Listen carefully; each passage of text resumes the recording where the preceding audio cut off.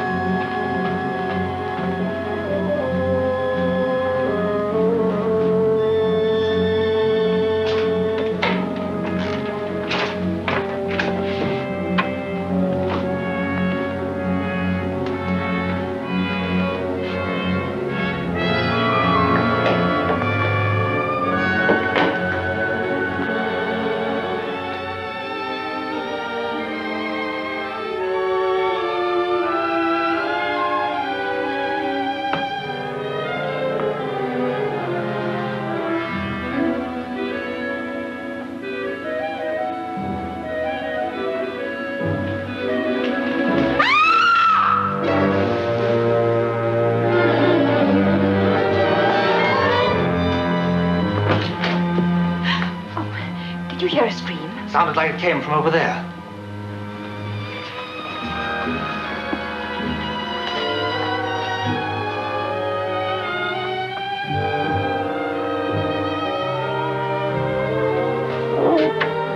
What's the matter?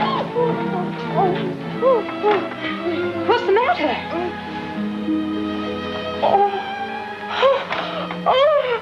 Oh, that great big man seized me. I screamed. You must have had a nightmare. Oh, you go back to sleep now, Miss Nell. You'll be all right. Yes.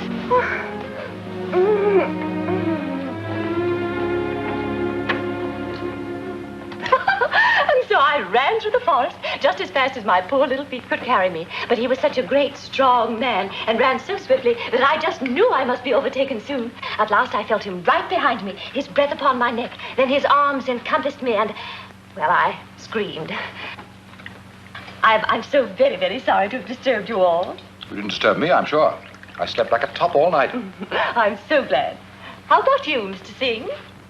I'm afraid I'm very hard to awaken, mademoiselle. In my country, one is taught from childhood how to compose oneself completely, both the mind and the body. And you, Mr. Armitage? Huh? Oh, no, not at all. I fell asleep working out a chess problem. McKinney's number 40. No, I slept very soundly, thank you. Really? I saw in the Times last evening that McKinney's going to give a lecture at Helms tonight. What, Dr. McKinney, the American? Why, there's no other brain in the world like his. I've been wanting to hear him all my life. Then why don't you go? Oh, may I? Really? Why, that's splendid. I might stay the night with old Jerry Stoddard, too. He lives at Helms. Yes, of course. Well, then I shall. I'll check the trains and I'll telegraph Jerry the moment we've finished. McKinney's number 40. I'll ask him to explain it himself. Well, if you'll excuse me, I must get to work. When the post comes, will you bring my mail to my room, Lucy? Yes, sir, right away. Still waiting for word about your play? Yes. But I'm doing another in the meantime. Ah, that's the spirit. Our stage of today needs new plays, too. Why, even the pantomime's gone to pot since Mrs. Armitage left it. Now, Mr. Reynolds. Oh, I mean it. Why, I can remember seeing Sinbad the Sailor in Bristol 20 years ago. And the principal boy's legs. Oh, please, Mr. Reynolds. Did you ever do any straight parts, Mrs. Armitage? Oh, no, just pantomime and musicals. That's where Mr. Armitage and I met, when we were playing Little Red Riding Hood. I had no idea you'd been an actor, Mr. Armitage. Rather a poor one, I'm afraid, but I admit I did once play in Charlie's Aunt. One of the greatest successes of all time. What part? Oh, the aunt. The aunt. Sylvia, dear, you'd better see what groceries are needed over the weekend. Mr. Brunlow will never finish his play unless you leave him alone. Pardon me? And how are things with you, Mr. Reynolds? Oh, fairish, I should say. Only collections are slow, and I don't like being kept waiting.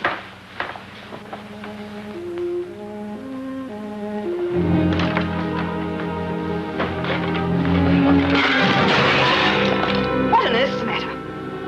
Nothing, ma'am. Do you call breaking all those dishes nothing? It wasn't my fault. Well, then whose fault was it, may I ask? Well, has the cat got your tongue?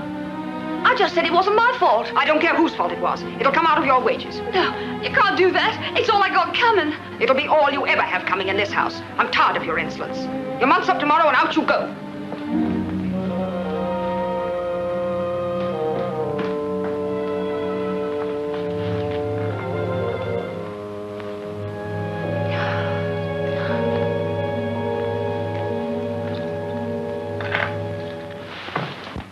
Was your remark about being kept waiting meant for me? What I meant was we've got to get... I thought I'd never find my book. It was right under my pillow all the time. Have you read it? I'm afraid not. I don't get much time for light reading. Oh, but this is so deep and fine. Let me read you just one passage. Here it is, at the finish, when he who has known love but lost it renounces the world. This then, Brother Francois, is the end.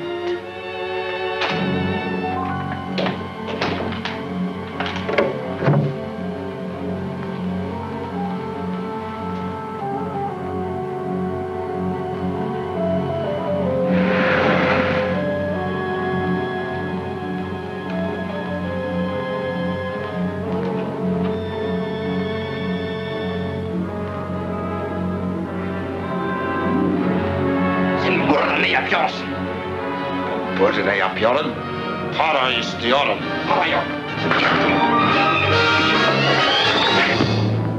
Here is peace. Here through the window of my cell comes only the skylark's song to rob my soul of its tranquility.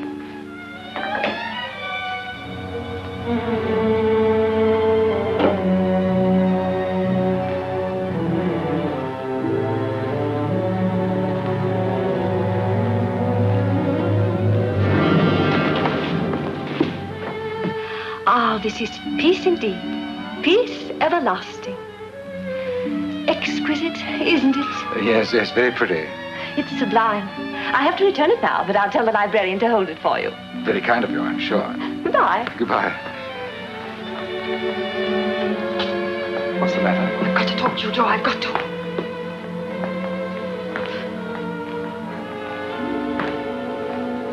What is it, Stella? What's the trouble? It's my nerves, Joe. I'm half crazy because I never know what's going to happen next. Oh, well, if that's all.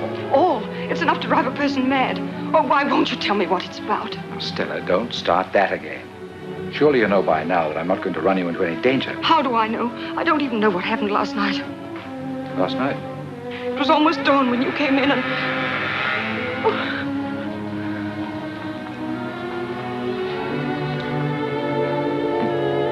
You certainly are nervous. I can't help it. I'm sure I'm being spied on. I feel I'm being followed by unseen eyes. Whose eyes? I don't know that either. Oh, Joe, I'm going to break completely. I'm going to... Steady now. Use your head. Tell me, Stella, how long has it been since we made this arrangement? Oh, about 10 years, I'd say. It was you who suggested I should buy this house in the first place. Yes, I knew I was through on the stage, that Tom hadn't any money. Nevertheless, you turned to me and I helped you. All I asked was to have one room to use whenever it was necessary for my business. Oh, but you really cared for me then, Joe. I still care, but I don't think you do anymore. Of course I do. Anyway, things have worked out all right, haven't they? You made a bit of money and I've done fairly well myself. Yes, but it's how you've done it that's what worries me. There you go again. You know what killed the cat? Oh, it's not just curiosity. It's fear, I tell you. When I think that Sylvia's growing up, I'm terrified she may find out. I should say she's too busy making a conquest to bother much about anything else. Oh, if you mean young Mr. Bromlow, he seems a nice enough chap. Not very successful. He can still afford to take her to the theater every Saturday night, can't he? You mean the cinema? And they usually get back about 11, I believe. So they should be out of the way by midnight. Oh, I knew something was brewing. I won't stand it, I tell you. I won't permit it. You mustn't, Stella. This is important. What is? This deal.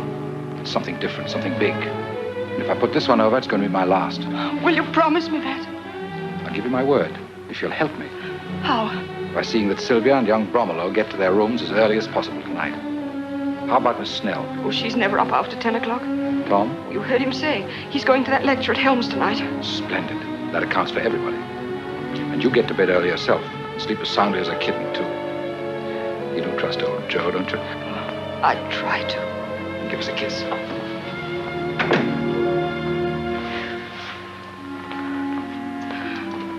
What is it, dear? I'm looking for Jerry Stoddart's address. I got to send him a wire, you know. Oh, well, your address book's upstairs. I'll get it for you. Did? Mm-hmm. What time does your train leave? Oh, in about an hour's time. I ought to be leaving for the station.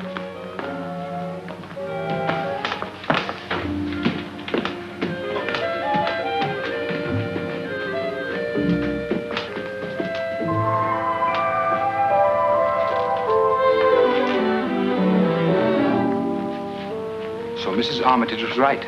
You were listening. Suppose I was. I had good reason. I wanted to hear what he had to say about me. You flatter yourself. Why should we discuss you? You mean she don't know? What on earth are you talking about? About you and me. If that's what you thought, I'll ease your mind. Mrs. Armitage knows nothing whatever about you and me. I thought that was why she gave me the sack. Anyway, she did. So what are you going to do? What can I do? I'm only a boarder. That's what you say. I think different. What are you hinting at, you little fool? Oh, I don't know. I wish I was dead. Just imagine how you'd feel if you were kicked out in the street without even a shilling. Unpleasant, I'd say. Unpleasant? Is that all? Well, let me tell you how I feel. I'm fed up.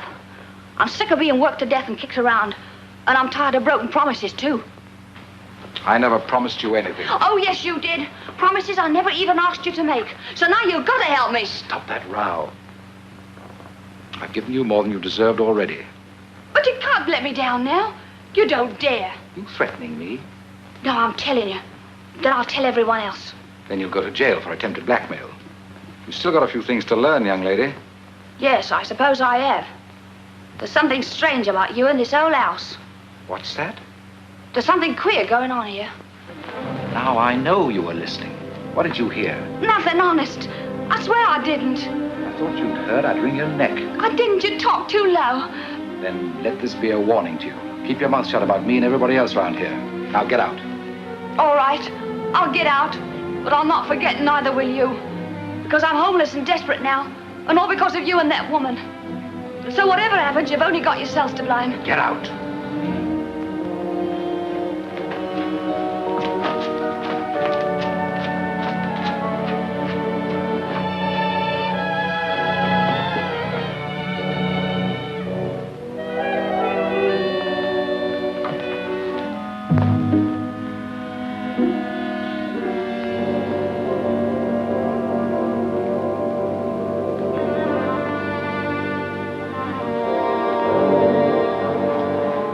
What's the idea of sneaking up on a man like a blasted leopard? Why didn't you come up to my room? I couldn't get away. Mrs. Armitage kept me. It was the housemaid I saw coming out of here. What if it was? We've got more important things to talk about anyway. Last night, for instance. I'm still not certain that is more important. What are you driving at? You know our organization's rule to have no concern with women while engaged in this work. Don't be absurd. Lucy hasn't got enough brains to spy. She has ears and a tongue. She won't be able to use either of them here anymore. Mrs. Armitage has given her the sack. Which is just as well. Exactly. Now as to the box. I can only say that it is in a safe place temporarily. That's all I wanted to know. But it must be brought here tonight. How about the household? They'll be out of the way by midnight. Now I'll explain the delay to Mr. X. Of course, but I wouldn't explain to anyone else. That sounds a bit nasty, Ramsey. If you think I tipped anybody, you're mad. If you did, it's you who are mad. I would be. If I chucked away everything this will mean to me. There are always the enemy's rewards and favors to be considered. I've never even given them a thought. Then you are wise. For once I knew a man who did. Yes? Yes. Then one day, his wife received a package. Its contents so shocked her that she lost her mind as well as her husband. Well, I shan't worry about that sort of package. If you'll just arrange for the other tonight.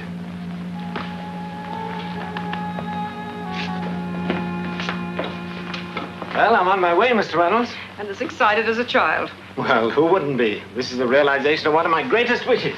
I envy you. It's seldom that even the small one's gratified in this life.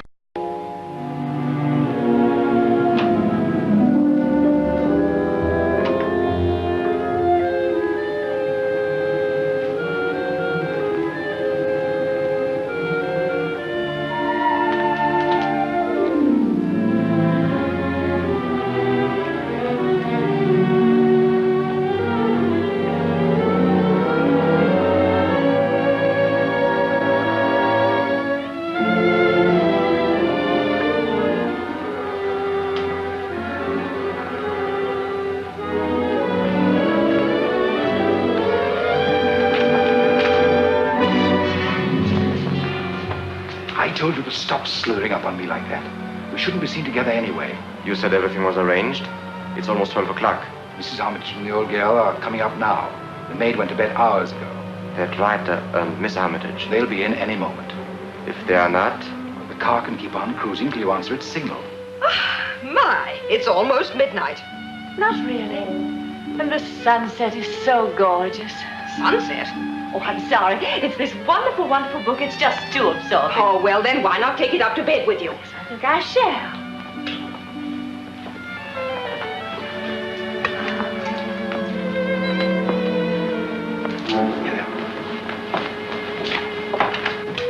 You see, Elspeth the heroine has been driving a young man positively mad with jealousy. Then he suddenly snatches her in his arms and says, "You tantalizing little devil, I've a jolly good mind to..." Oh, dear me, what a sleepy little girl I am. Isn't it fortunate that tomorrow's Sunday? You'll be able to sleep late. And I think I shall be quite naughty and have my breakfast in bed. That'll be nice. Good night. Good night. Good night.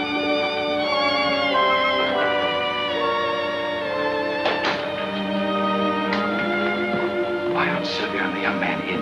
They said they'd be in early. When they do come, get them to their rooms right away. And if you should happen to hear a bit of movement on the stairs later on, don't worry. What'll there be to hear? Oh, never mind. Joe, I'm so nervous. You do promise this is the last time, don't you? Don't start all that again. All right. But this is the last time.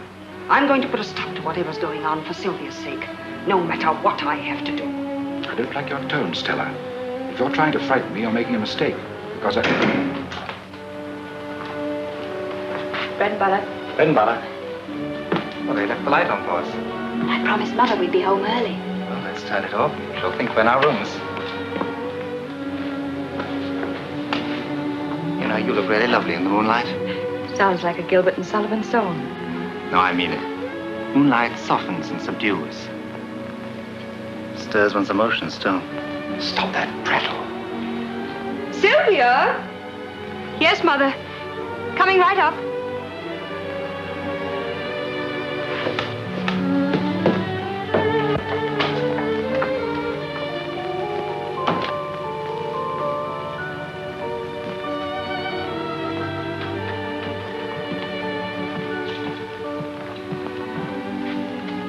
Good night, Sylvia. Good night, Hugh. Going to work on your play? Not tonight. I'm not in that sort of mood. I feel more like...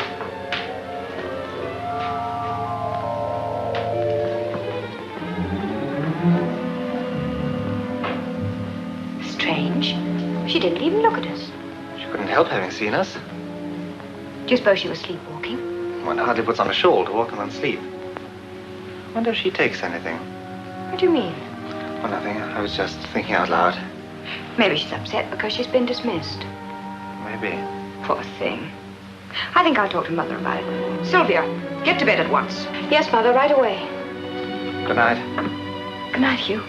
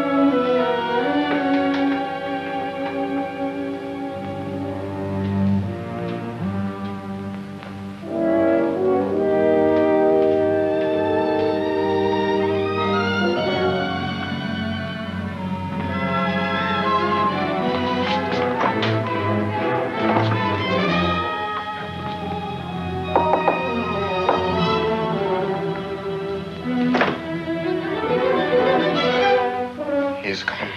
It's a trap. Whatever happens, they mustn't get it.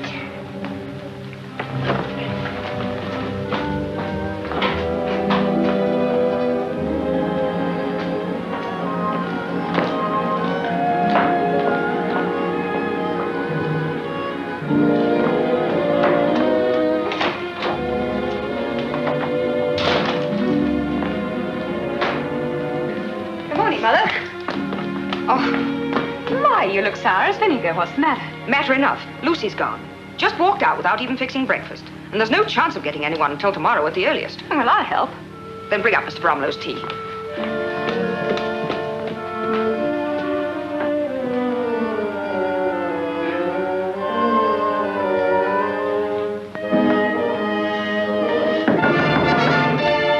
Miss Snell, I'm afraid you won't be able to have your breakfast in bed.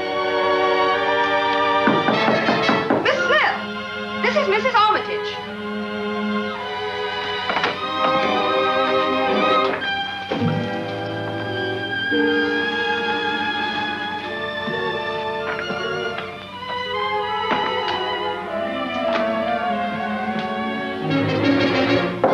Mr. Singh, this is your call.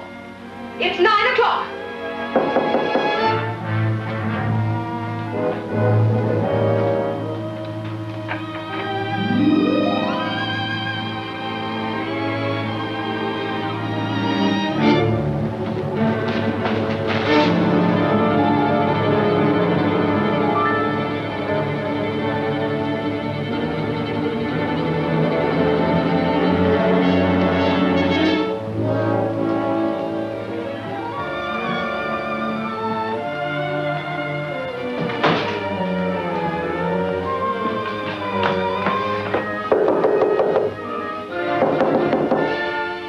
Mrs. Armitage. Oh, good morning. Well, I'm really relieved to see someone about. I've rung my bell a dozen times at least with no response whatever. I dare say that's true. Lucy's gone. Well, and that's why my tea wasn't brought up. Oh, she's an ungrateful little beast. But that's not all. Neither Miss Snell nor Mr. Singh are in their rooms. An elopement, you suppose? Oh, it's most peculiar. Because I know Miss Snell was planning to have breakfast in bed. And Mr. Singh always sleeps late on Sunday mornings. They're probably both at Gretna Green right this minute. Oh, no, joking, Mr. Bromlow. I can't understand it. I can't get any answer from Mr. Reynolds either. We're certainly knocking loudly enough. Do you suppose he's gone too? Let's have a look and see. I can't. His door's locked. Let's try my key. Maybe that'll do it. Oh, yes, it will. They're all the same. That makes it simple. Oh, maybe it's locked from the inside. We'll soon see. It's just struck me. How's Sylvia? Oh, she's all right. She's bringing up your morning tea.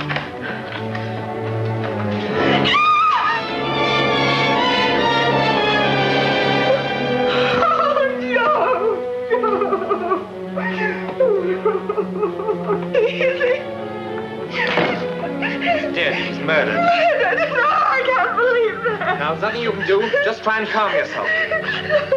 No, he can't be dead.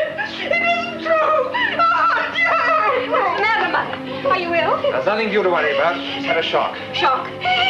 In there, Mr. Reynolds. What's happened? He was murdered. Who did it? That's not for us to say. Can you take care of her while I go for breakfast? Yes, but hurry. There's usually one on the corner.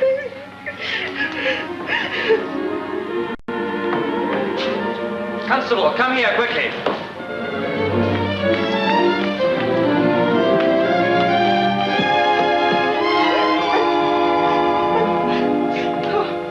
I didn't do it. I swear I didn't. It could have been anybody in the house, but I didn't kill him. Where's the body? In that room there. Now, see here, Mrs. Armitage. You've just got to control yourself. Oh, I didn't do it. I tell you I didn't. Of course you didn't. Now, relax. Relax. How can I ever relax again? How can I? Oh. Murder it is, and no mistake, sir. You got a telephone here? In the living room downstairs. I'll notify the inspector. But remember, you're all to stay right here where you are. Oh, did you see the way he looks at me? I know he suspects me. How could he? Be reasonable. I am reasonable. That's why I'm afraid. And you hurt my wrist, too. I'm sorry, but if I did... He was just trying to stop your hysterics, Mother. You must be calm, because we'll all have a lot of questions to answer. Oh, questions. There. I am under suspicion, and you know it. Shh.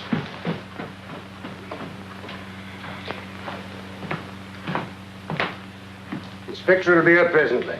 And while we're waiting, I'll take down a few particulars. But I'm warning you, anything you say now will be taken down in writing and possibly be used in evidence hereafter. Now then, who's the head of this here house? This lady here. Your name, madam? Stella Rosabelle Armitage. Married or single? Married? Married. Your husband here? No. I see. Living apart, eh? There. I told you we'd jump at unwarranted conclusions. Nonsense, Mother. He didn't understand. My father was away at Helms for the night. He'll be back this morning. Sorry, ma'am. My mistake, but no offense intended. You are, Miss Armitage? Yes. I live here and help with the house. We take lodgers. Was the deceased a lodger? Yes. How long had he lived there? Oh, about 10 years, I'd say. On and off. What was his name? Joseph Reynolds. Business? Oh, I'm not sure. Some kind of broker, I think, you know. Buying and selling things. Well, we'll look into that later. Had he any relations? No. I'm not sure. I didn't know much about his private life. Well, I'd say he was an ideal landlady, ma'am. You know, I had a landlady once. Only had her for 2 weeks, though. She knew all about me. If I'd have stayed another week, she'd have had me hooked. But not knowing anything about a lodger for 10 years, that's quite a record. Do you doubt my word? No need for you to get up at it now. Now then, had he any particular attachments? What do you mean by that? Well, was there any lady who might have, you know... Oh, no. No, absolutely no. You sure of that? Yes. I don't know. I told you I didn't know much about his private life. But why do you keep staring at me like that? I can't bear it. I'm being persecuted.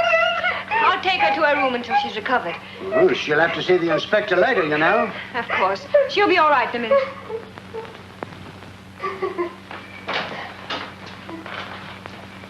Now then, may I have your name? Hugh Bromelow. Bromilow. Mr. Bromelow, one of the requirements of the Metropolitan Constabulary is a knowledge of spelling. I beg your pardon. Occupation.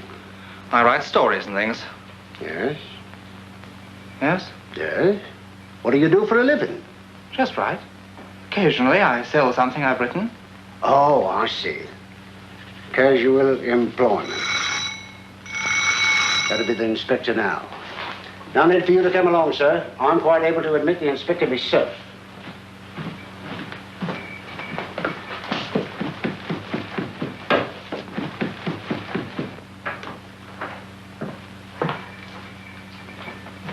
Where's the policeman? He's letting the inspector in. It's dreadful. There's so much I don't understand. Mother's behavior is so peculiar. She's suffering from shock, that's all. No, it's more than that. If she knows something, she won't tell. That may be true. But it isn't guilty knowledge. At least nothing to do with a crime. No. No, of course not. Oh, we must just stick by her. Meantime, I'm going to do a little detective work myself, starting right from the top. You be careful. I will. Which is Lucy's room? The one at the top of the stairs. Thanks.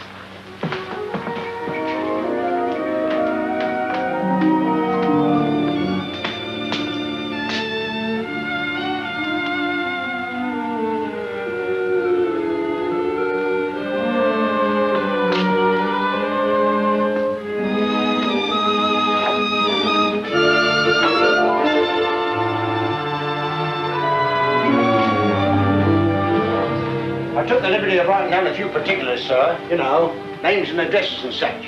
I'll have a look at them later. This is Miss Armitage, the landlady's daughter. Inspector Gregg himself. I'd like to see your mother, too. She's lying down for a few minutes. And I'll look over the victim's room first. Right over there, sir.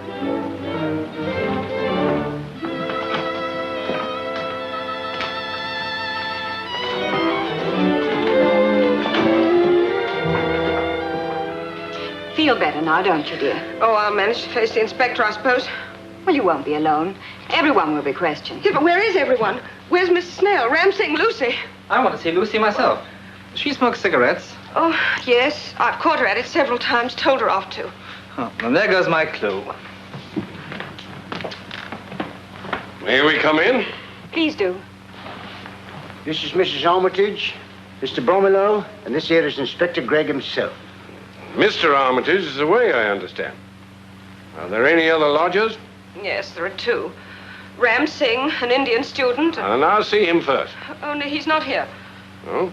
Where is he? I don't know. He was gone this morning, and his bed hadn't been slept in, which is quite unusual. The other lodger. Miss Snell, a maiden lady. She's always seemed very quiet and refined, but of course you never can tell. Is she here? No. And the odd thing about that is she'd asked to be served breakfast in bed, and yet was gone when I went to call her. Does seem odd. Both of them disappear at this time? Have they latchkeys? Yes. Nip downstairs. Tell the boys to keep out of sight. To let anyone come in, but nobody out. Very good, sir. Now, how about the servants? Well, we have just one. We had just one. You're not saying she's disappeared too? Precisely. I'd given her notice because she was sullen and insolent. Oh, that's her sort, eh? She was supposed to have stayed until today, but she was gone before breakfast.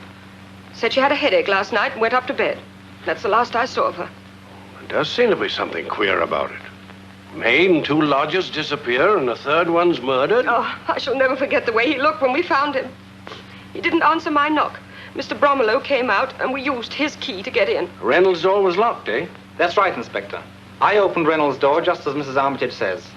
Inspector, I've just been on the telephone.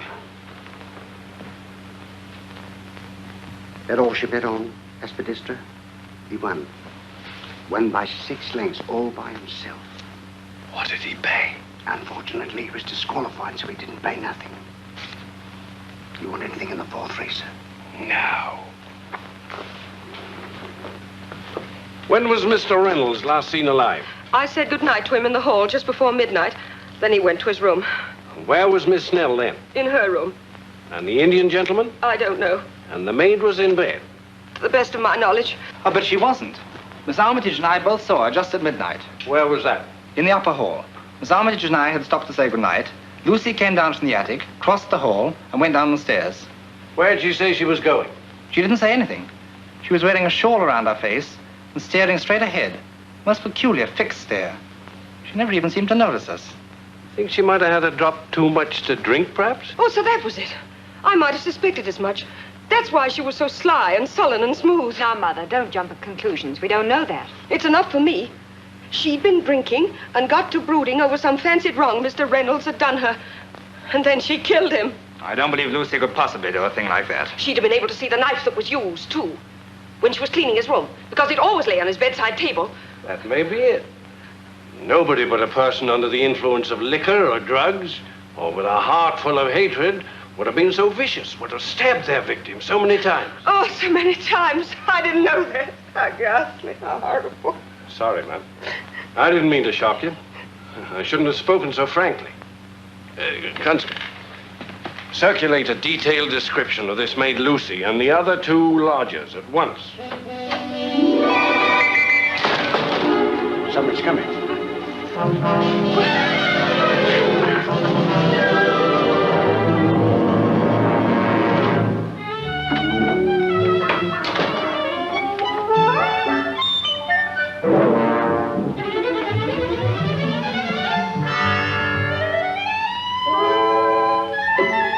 Just a moment, please. You're Miss Snell, I believe.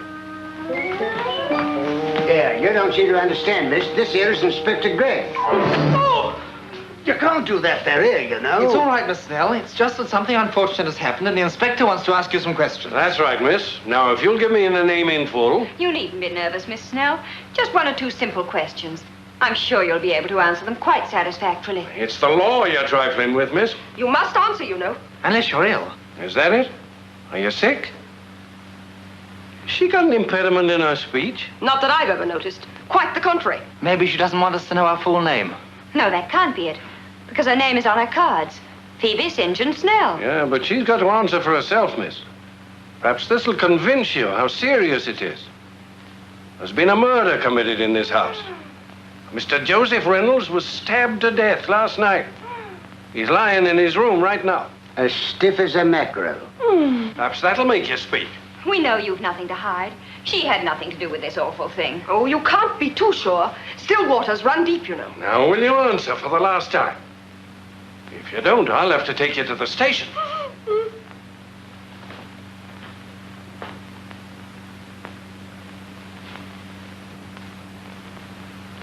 great Caesar's ghost. May she? Oh, yes, certainly.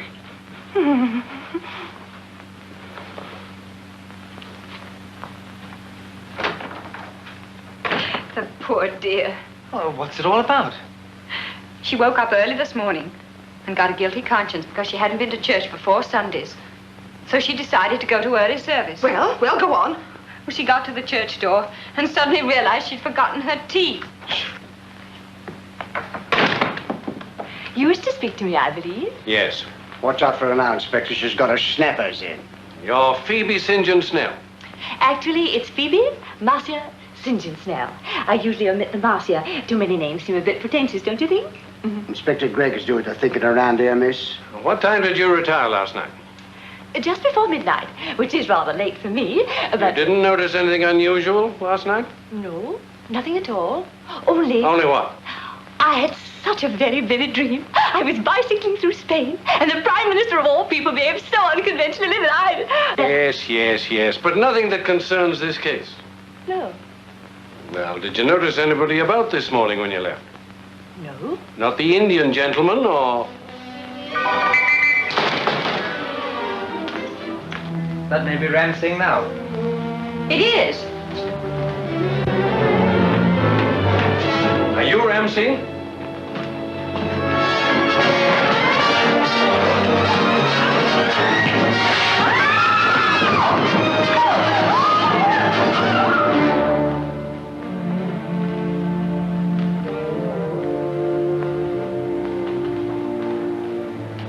You were lucky, Mr. Bromelo. You might have been killed. Landing on top of him broke my fall. He's coming around. Other boys bring a stretcher. Very good, sir.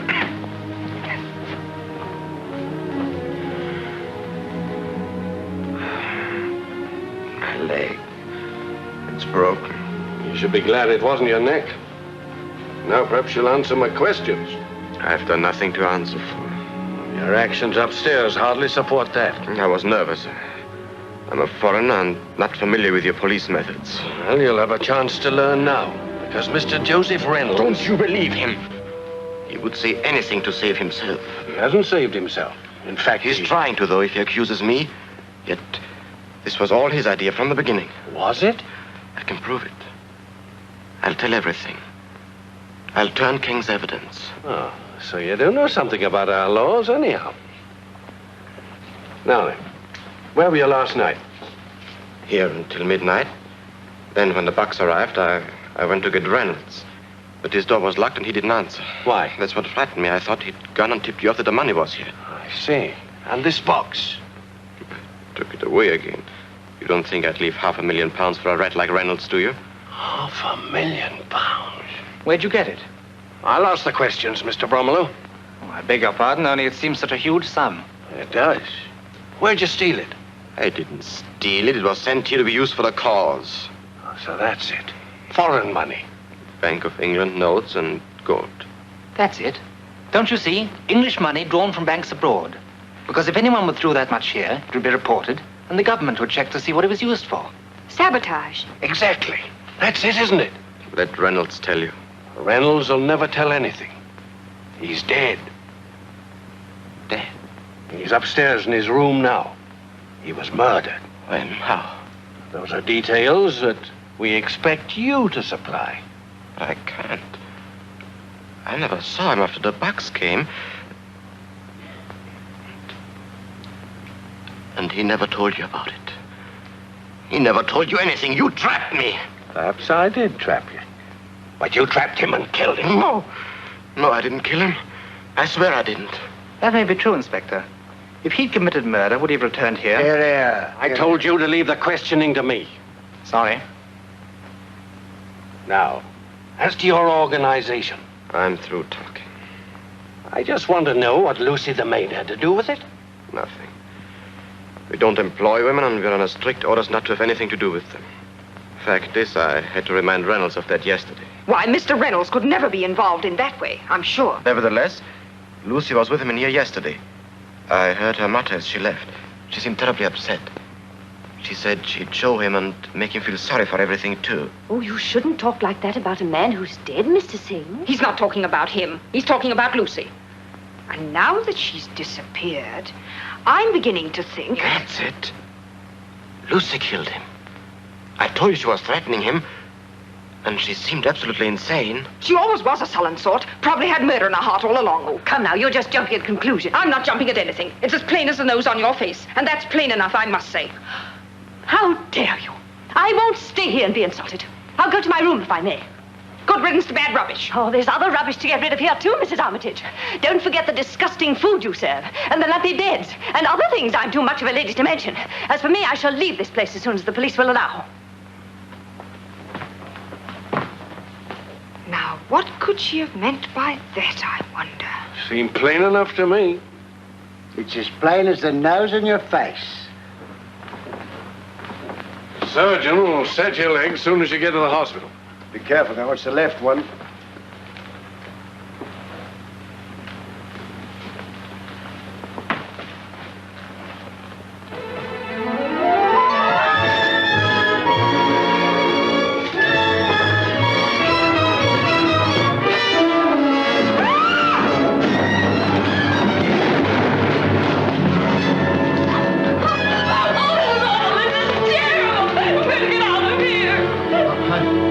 I have been knifed. This is bad. Who are you? I am Chonti, a sailor from the freighter Burma Queen. Who stabbed you? It was Ram Singh. Ram Singh. Why'd you come here? I came to collect wages. Was afraid I would tell. Tell what? Did he kill Reynolds too? I do not know. But he would kill anyone for... Take him to the station. See what they can do for him. I'm going to. I'm not going to stay in this slaughterhouse another minute.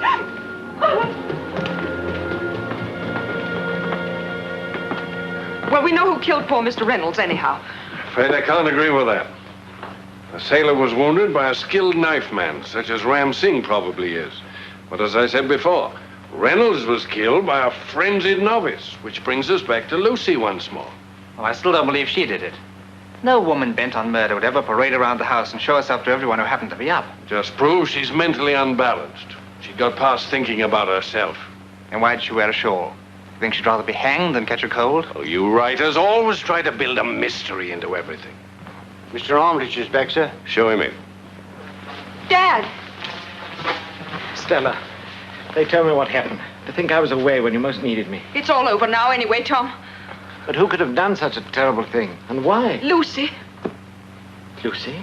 Killed Reynolds? All the circumstances point to her, Mr. Armitage. Poor girl. She must have gone mad. Quite. Now it's to your own movements. Mere matter of form, of course. Oh, I stayed the night at Helms with a friend of mine, Jerry Stoddard. We'll have to verify that, sir. Yes, of course. You'll find him at 39 Marine Terrace. Now, Mrs. Armitage, I'd like a more detailed description of this girl, Lucy. You needn't bother, Mrs. Armitage, Inspector. You can judge for yourself. What's that?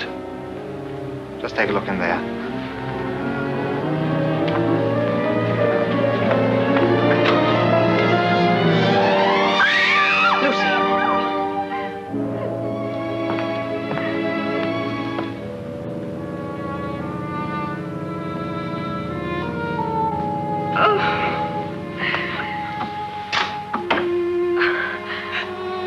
Dead.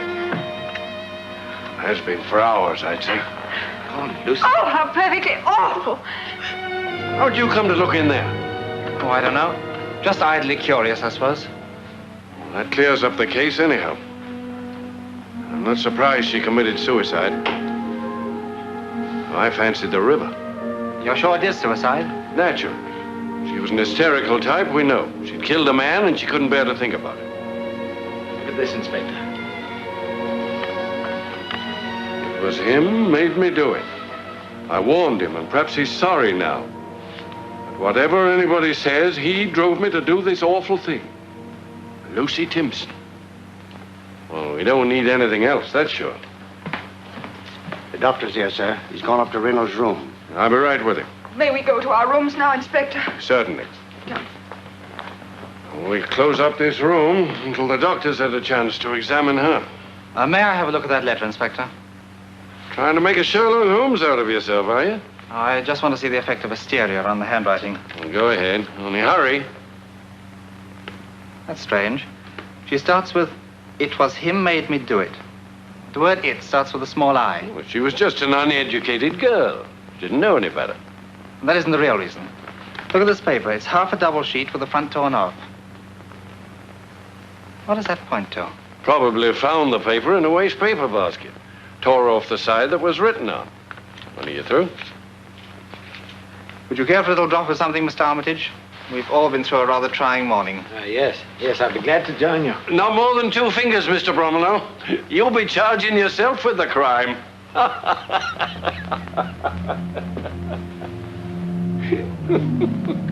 You know, I think Lucy's note was only part of her letter. The last letter of a suicide who wanted to disgrace the man responsible for her death. That's quite likely. Yet there isn't much point in disgracing a dead man, is there? Well, only perhaps to justify her killing him. Even so, why should she destroy the part of the letter that named him? What's your idea? Someone found that letter after Lucy was dead, saw the chance to pin the murder on her, and tore off a part to make it read accordingly. Rather far-fetched, I'm afraid. Especially in view of her mental condition, which you say you noticed last night. That, I think, was a deliberate attempt to mislead us. To make us think we saw Lucy getting ready to kill Reynolds. While Lucy was dead at the time. I don't quite follow you. I'm afraid, Mr. Armitage, you don't want to. What do you mean by that? Who in this house could have impersonated Lucy? Well, there are 3 women. There's Miss Snell, there's Sophia, there's my wife, but surely... I think it was still another person. Someone who'd played such a role before. A role such as Charlie's aunt. Are you accusing me?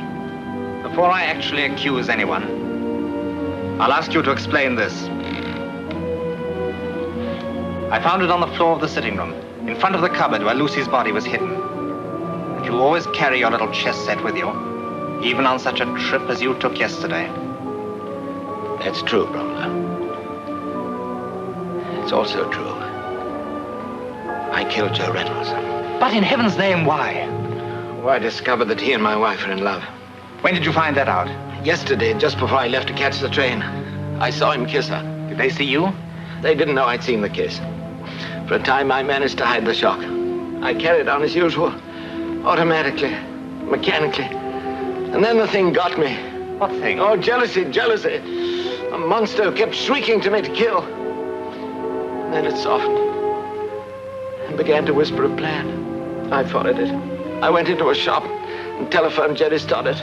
He was a lifelong friend. I knew he could be relied upon for anything. Your alibi? Yes. And then I paced the streets for hours with that monster always by my side. Then I came back here. You were all at dinner. I hid in the attic across from Lucy's room. Hours later, I crawled out. Lucy was already dead? Yes, and that's what gave me the idea. I changed into her clothes and pulled her shawl across my face. Then I showed myself to you and Sylvia. But why, after you killed Reynolds, did you move Lucy? Oh, you see, Lucy died before 9, and I killed Reynolds at midnight. I thought perhaps the doctors would be able to determine the exact hours of their death. But you knew she would be found eventually. Oh, I planned to take her away the first opportunity. And even if she were found, I thought the letter would perhaps cover things. Oh, it felt like hours carrying Lucy downstairs. You see, I'd used up all my strength on Reynolds. I felt like collapsing. But I'm glad I killed him anyway. No, Tom, what are you saying? Dad, it isn't true. It can't be. Yes, Stella, I'm afraid it is. But no one would have ever known if it hadn't been for Mr. Bromwell. You? How could you? Be quiet, someone's coming. Ah, so here you all are. Just wanted to tell you the case is all cleared up.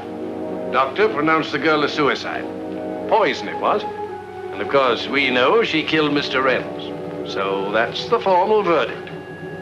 Unless our friend here has made some new and vital discovery. Well, speak up. You're not going to confess you did it, are you? No, I'm not. I hope you're not trying to cover anybody else either. No, Inspector. That won't be necessary because I did it. And that's the answer to everything. Oh, Tom. What on earth are you saying, man? Just that I killed Joe Reynolds. And Mr. Bromlow can prove it.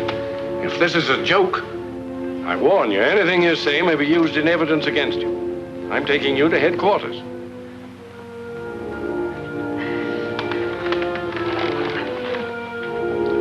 You'll come along too, Mr. Bromlow. Yes, I won't be a minute.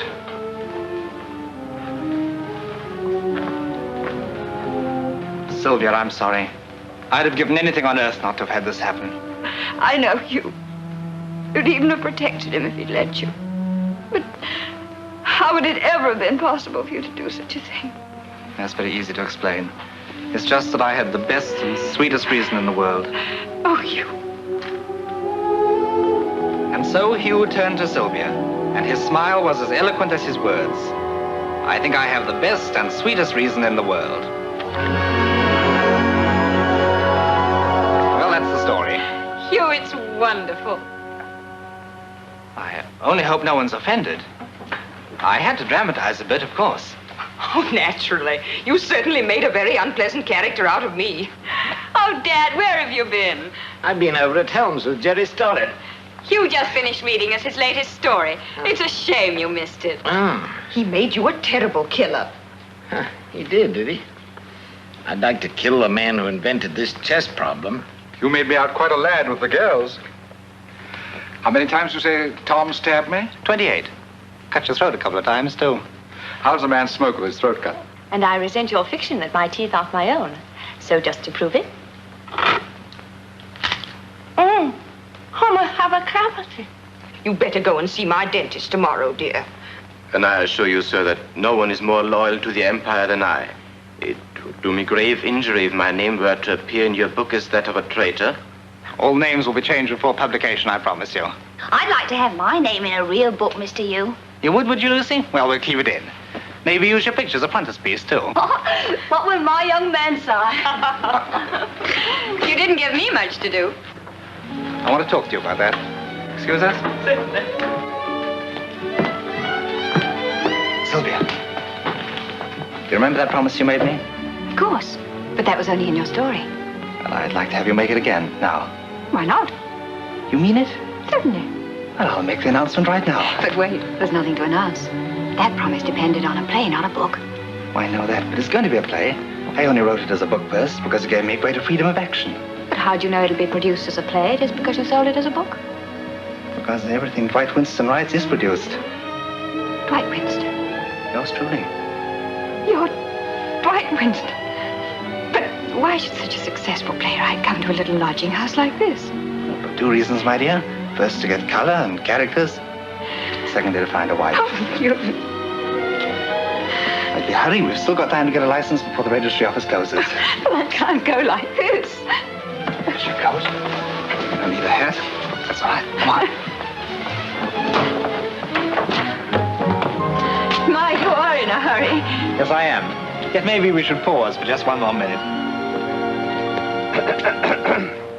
Excuse me, Governor, but I was looking straight ahead, sir, and I didn't see a blooming thing. May I be forgiven. Oh, I wish I was 50 again. If a buddy meet a buddy coming through the ride,